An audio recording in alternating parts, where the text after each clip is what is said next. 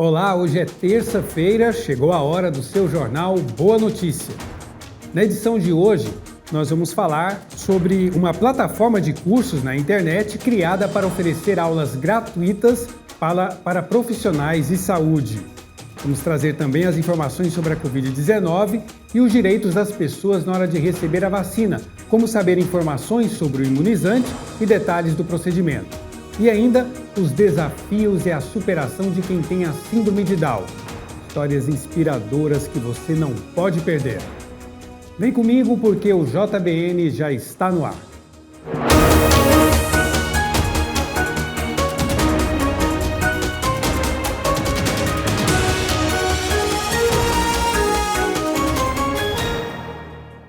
E com o objetivo de trocar informações atuais sobre a Covid-19 para aqueles profissionais que estão na linha de frente, uma plataforma de cursos na internet foi criada para oferecer aulas gratuitas.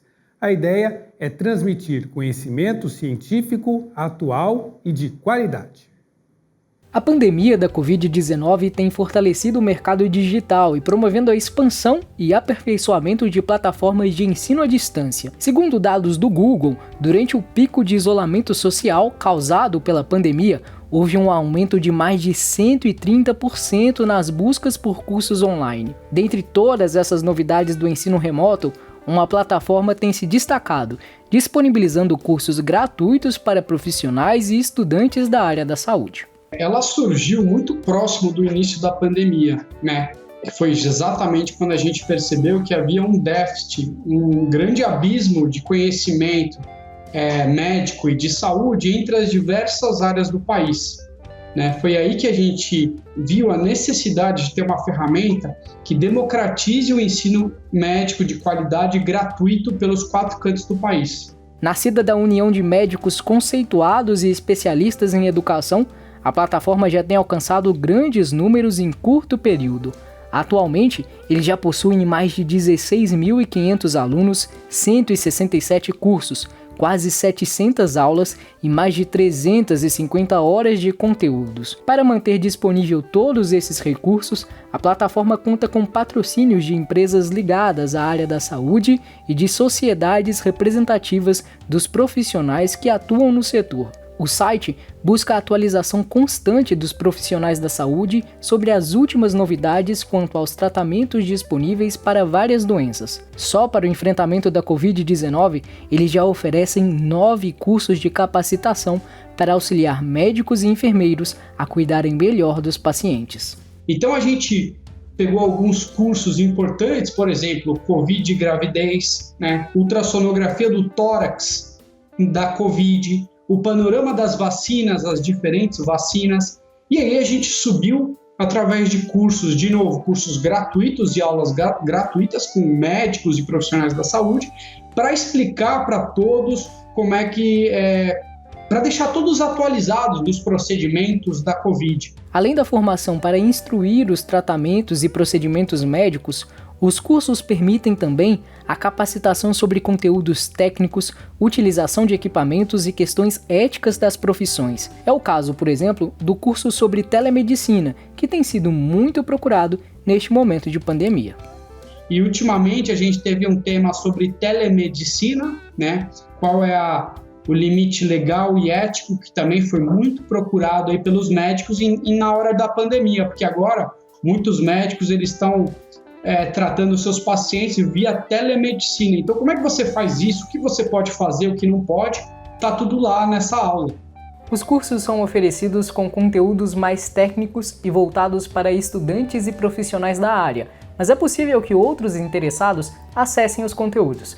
Os sócios da empresa que disponibilizam a plataforma de estudos acreditam que estão trazendo um grande trabalho de democratização do conhecimento relacionado à saúde médica, permitindo que informações importantes não fiquem concentradas nos grandes centros e sejam acessadas em todo o território nacional. É muito benéfico você dar educação gratuita para os médicos. Eles já têm que trabalhar muito, têm que estudar muito. Por que eles são obrigados a pagar por esse conhecimento? Não é muito justo, já que o que eles fazem agrega para toda a população, certo?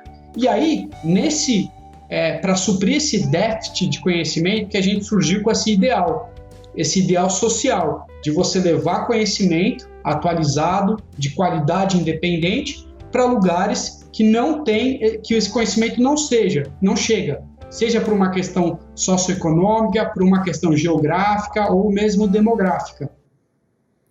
Muito importante. E agora vamos conferir aqui na tela os últimos dados da Covid-19 divulgados pelo Ministério da Saúde até a data de ontem, 22 de março. Nós vamos conferir que nós já ultrapassamos, segundo o Ministério da Saúde, desde o início da pandemia, o número de 12.047.526 casos de Covid-19. 12 milhões de casos desde o início da pandemia. O acumulado das últimas 24 horas, 49.293. Esse número na terça-feira sempre é maior porque pega o acumulado do final de semana também. Número de novas mortes, 1.383 pessoas que perderam a vida, infelizmente, por conta da Covid-19. No acumulado da pandemia, desde o início do ano passado, 295.425 mortes. Número de pessoas recuperadas até agora, 10.507.995 casos. Bom, a vacinação contra a Covid-19 segue em andamento, mesmo que ainda devagar. Na medida em que as pessoas vão sendo imunizadas, começam a aparecer alguns tipos de fraude. Por isso é importante, na hora de receber a vacina, pedir informações sobre o imunizante que você vai receber e detalhamento dos procedimentos de aplicação. Este é o alerta do comentário de hoje. Todo cidadão possui o direito de saber a vacina que está recebendo. Informações como origem, lote, prazo de validade não podem ser sonegadas ao cidadão num estabelecimento público de saúde, público e privado de saúde. E por quê? Porque o acesso à informação constitui direito, constitui garantia fundamental prevista na Constituição Federal. De modo que o sujeito que se encontra numa unidade de saúde para receber vacinação, especialmente vacinação contra a Covid-19, possui o direito inafastável, o direito inalienável de receber todas as informações necessárias à compreensão e ao entendimento daquele assunto. Volto a repetir, o direito de ser informado, especialmente quando em causa órgãos públicos de saúde, agentes públicos de saúde realizando vacinação, constitui direito fundamental. Trata-se aí de uma garantia constitucional. O cidadão também possui o direito de realizar filmagens ou fotografias do momento da vacinação, seja para documentar aquele momento histórico tão importante na vida das pessoas, que é receber a vacina contra a Covid-19, seja para ter aquilo como meio de prova e verificação se de fato recebeu ou não a vacinação. O registro fotográfico, o registro por vídeo daquele momento é algo permitido, é algo possível. O cuidado que a pessoa tem de ter ao realizar a fotografia e a imagem é para que não sejam colhidas imagens, por exemplo, do agente que realiza a vacinação. Porque, de fato, o agente que realiza a vacinação possui também o direito individual de não pretender que a sua imagem seja capturada por terceiros. Portanto, a realização de autoimagem por meio de fotografia ou de filmagens é permitida, nisso não há qualquer injuridicidade e o cidadão pode, portanto, se servir desses aparatos tecnológicos para fotografar, para registrar, para gravar em vídeo esse momento que é tão importante. Muito bem, vamos trazer uma boa notícia. É hora de chamar a Tiara Castilho, que fala para a gente sobre uma doação de oxigênio hospitalar. Olá, Tiara, conta para a gente essa boa notícia. Olá, irmão Diego, olá para todos que acompanham o JBN nesta terça-feira. Nessa fase difícil que o país está vivendo por causa da segunda onda do novo coronavírus, toda ajuda é muito importante. Só para a gente recordar, no início desse ano, em Manaus, no Amazonas, alguns pacientes que estavam em tratamento contra a Covid-19 acabaram morrendo por falta de oxigênio nas unidades de saúde. E é pensando nesse problema para evitar em outras regiões no país que a Ambev, a empresa que fabrica cerveja, vai fazer uma doação de oxigênio hospitalar. A Ambev, aqui do país, anunciou que vai produzir esse oxigênio para ajudar as unidades de saúde que precisam do produto. A empresa vai converter parte de uma das suas cervejarias no interior de São Paulo para fabricar e envasar oxigênio hospitalar. A usina terá capacidade para produzir 120 cilindros de 10 metros cúbicos, volume suficiente para manter até 166 pessoas por dia com oxigênio. Toda a produção será doada para hospitais e unidades de saúde do estado de São Paulo, onde a ocupação de leitos de UTI já passou dos 90%. Os equipamentos já estão sendo adquiridos e a previsão é que agora, no início de abril, a produção de oxigênio hospitalar comece.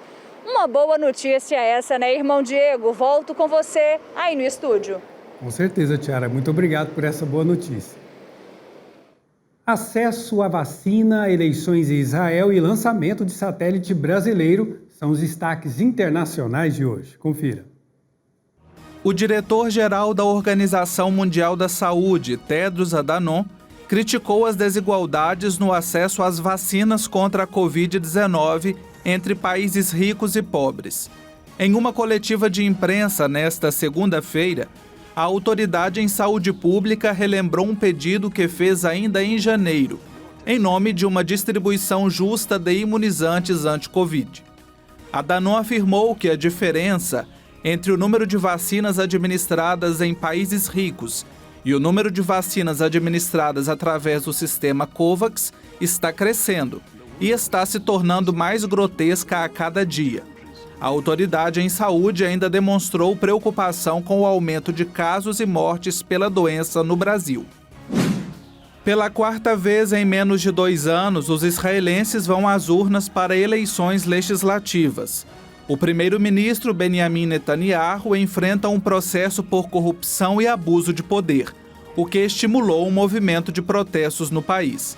Ele deve conquistar mais cadeiras que os adversários, mas o número pode não ser suficiente para uma maioria absoluta de 61. As pesquisas mais recentes atribuem ao Likud de Netanyahu quase 30 das 120 cadeiras do parlamento, o chamado Knesset. Israel está a caminho de superação da Covid, com um rápido processo de vacinação. Este sucesso é tido como uma vitória pelo premier Netanyahu, que também se vacinou, mas não está imune a uma derrota eleitoral. A Rússia colocou em órbita nesta segunda-feira 38 satélites, inclusive um brasileiro, lançados em um foguete Soyuz do cosmódromo de Baikonur, no Cazaquistão. Os satélites, que servirão principalmente para observação, pesquisa e telecomunicações, foram colocados em 3 órbitas diferentes. De acordo com a Agência Brasil, o satélite brasileiro é pequeno, cabe na palma da mão, com 22 centímetros e menos de 2 quilos. Ele vai ajudar a estudar e monitorar em tempo real o campo magnético do planeta, em especial no hemisfério sul, e seu efeito sobre o Brasil. Agora a gente faz uma pequena pausa e no próximo bloco tem um quadro Opinião e também uma história que vai te inspirar bastante. Não sai daí, a gente já volta.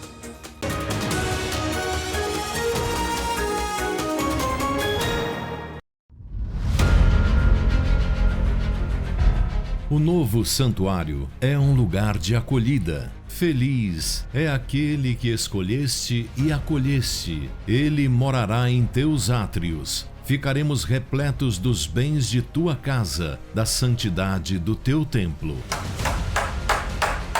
Esta casa é para acolher você, devoto doador.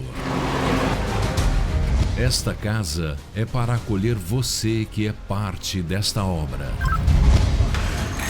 Esta é a nossa casa. Nova AFIP, TV Pai Eterno.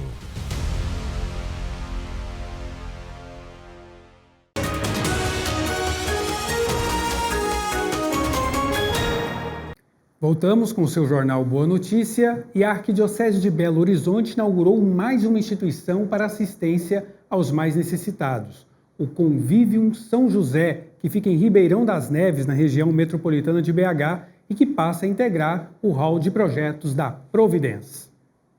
O Convivium São José, projeto social da Arquidiocese de Belo Horizonte, agora sob a gestão da Providence, está localizado na Vila Fátima, em Ribeirão das Neves, região metropolitana de Belo Horizonte, e pretende atender pessoas em situação de vulnerabilidade social. Onde nós vamos ter acolhida solidária com atendimento social jurídico, também um projeto de empregabilidade para jovens. Nós já estamos com 60 jovens inscritos. Em virtude da pandemia, nós vamos começar a iniciar no mundo online, né? E em seguida presencial, quando for possível.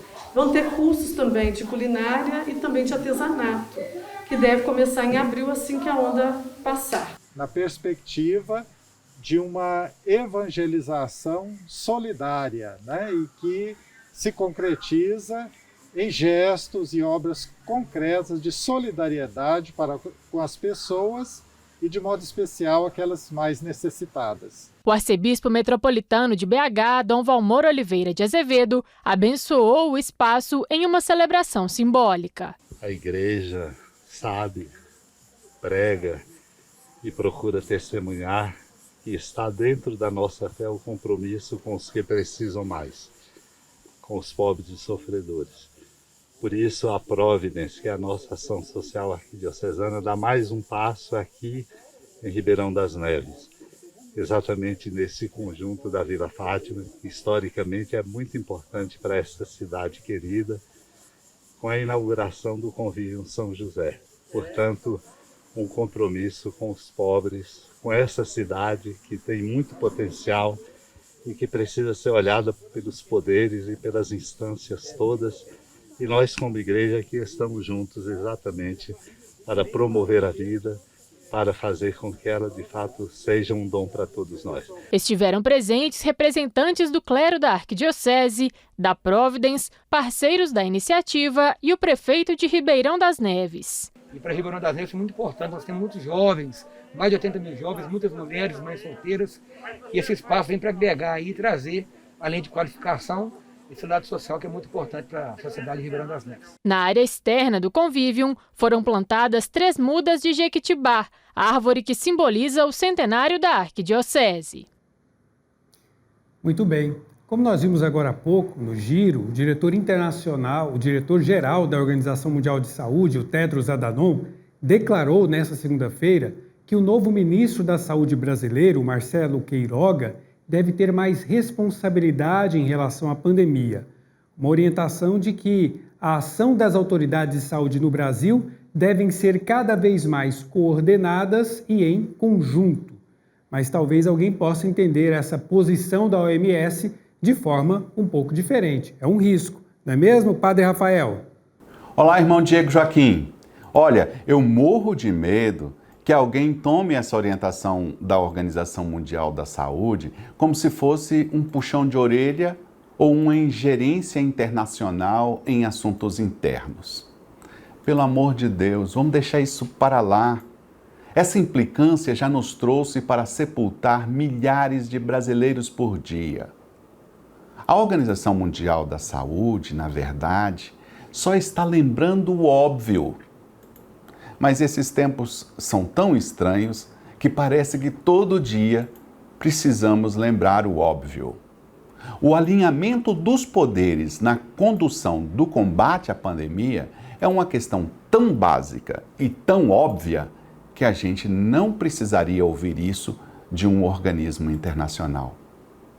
A nossa história de dor desses dias está orquestrada justamente porque há um descompasso no alinhamento dos poderes. Qualquer um é capaz de ver isso. Tanto os poderes republicanos, como ao interno de cada um desses poderes. O Executivo Federal eu nem vou falar. Tem gente dizendo que estou falando de partido. Vou deixar isso para outro dia. O Legislativo se permite gastar tempo e energia com outra coisa que não seja a pandemia e não se posiciona de forma contundente contra o escândalo de hospitais cheios e de pessoas morrendo na fila do atendimento. O Judiciário aguarda soberano não sei o quê, uma vez que tantas ações já pediram atitudes mais significativas. Ficam lá, sob suas togas, olhando o circo de horrores se apresentar. Gente, o conselho da OMS está sendo seguido, na verdade, pela maioria de governadores e prefeitos, que foge da politização da doença e tenta encontrar saídas humanizadas.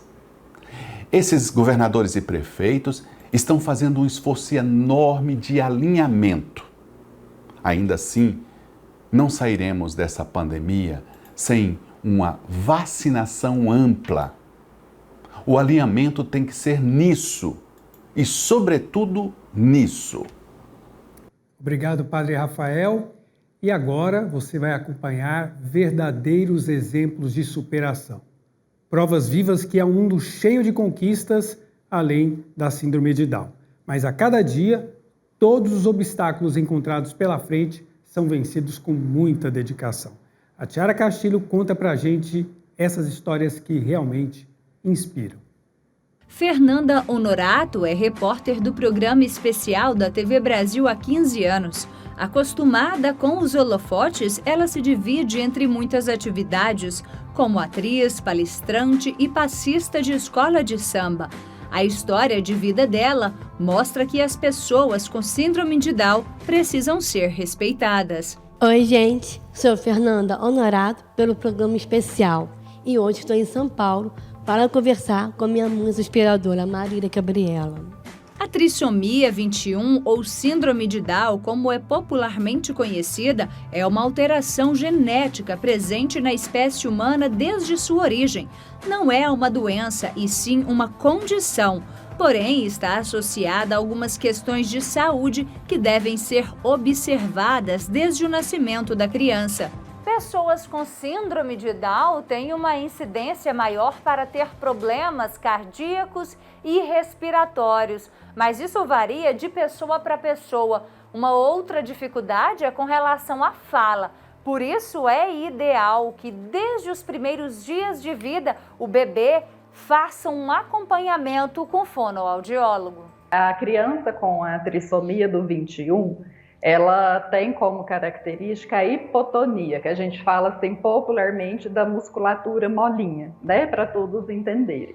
Então, isso vai impactar diretamente nesse desenvolvimento neuropsicomotor. Então, por isso que é muito importante essa criança chegar no nosso setor de reabilitação já novinha, porque aí nós vamos atuar junto à fisioterapia, trabalhar o corpinho dessa criança para que ela tenha um alinhamento, né, corporal, facial, para que ela possa se desenvolver. Em geral, as crianças com síndrome de Down são menores em tamanho e seu desenvolvimento físico, mental e intelectual pode ser mais lento do que o de outras crianças da mesma idade.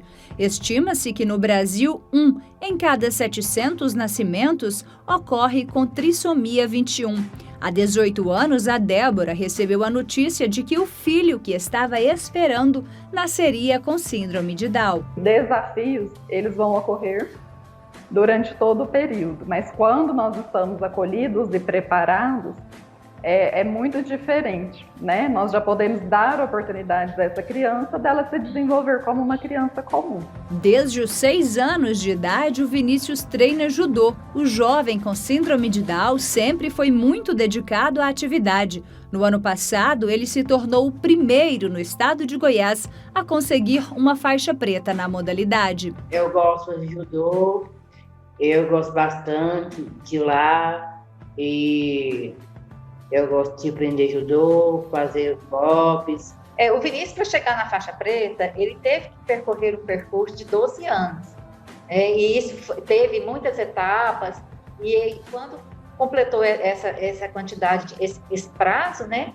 O sensei viu que estava na hora dele trocar de faixa. E foi esse momento muito especial para nós. Débora conta que a cada dia aprende ainda mais com o filho caçula. O Vinícius, nós aprendemos todos os dias com ele. Ele é encantador, né? Ele nos surpreende, ele é muito inteligente.